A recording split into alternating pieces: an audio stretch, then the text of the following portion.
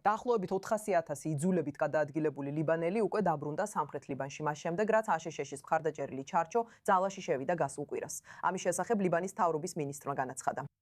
ლიბანის ოფიციალური პირების თქმით, მარტის შემდეგ დაახლოებით 1 მილიონი ადამიანი იძულებული გახდა დაეტოვებინა საკუთარი სახლი.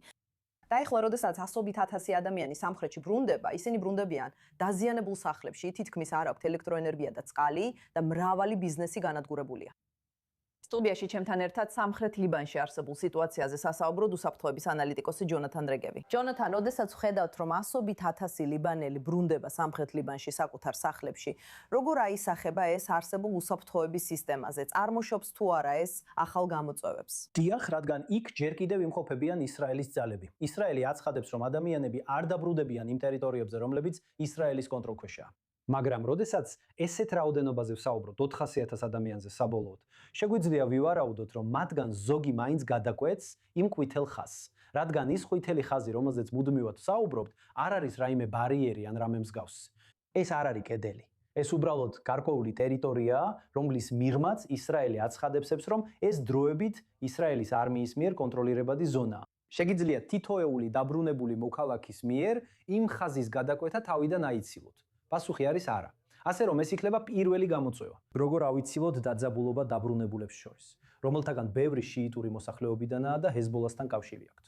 და ასევე ავიცილოთ დაპირისპირება მათსა და ისრაელის არმიას შორის. მეორე, როგორც უკვე ვახსენეთ, მათგან ბევრი ლიბანში შიიტური სექტის წარმომადგენელია და ჰეზბოლასთან აქვთ კავშირი. და ისრაელში ვარაუდობენ, რომ ისინი ყველა არ იქნებიან მხოლოდ ჩვეულებრივი მოქალაქეები, უდანაშაულო მოქალაქეები, როგორც აქ არის აღწერილი, არამედ შეიძლება იყვნენ ადამიანები, რომლებსაც სხვა გეგმებიც აქვთ.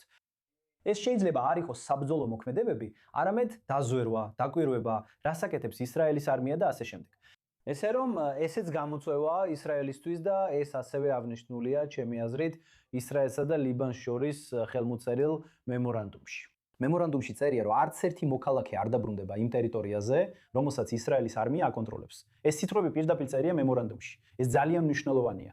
ჩვენ ყველგან ვიცით, განსაკუთრებით ამ რეგიონში, რომ ყველაზე მნიშვნელოვანია ის, რაც რეალურად ხდება ადგილზე და არა ყოველთვის ის სიტყვები, რაც ქაღალდზე წერია. ლიბანის შეიარაღებულ ძალებზე, ლიბანის არმიაზე რა სიტყვით, რა პასუხისგებლობა ეკისრებათ მათ ლიბანელი მოქალაქეების საკუთარ სახლებში დაბრუნების დაშვებასთან ან არ დაშვებასთან დაკავშირებით? ლიბანის არმიის მიზანია არ დაუშვას ადამიანების გადასვლა ამ ტერიტორიებზე.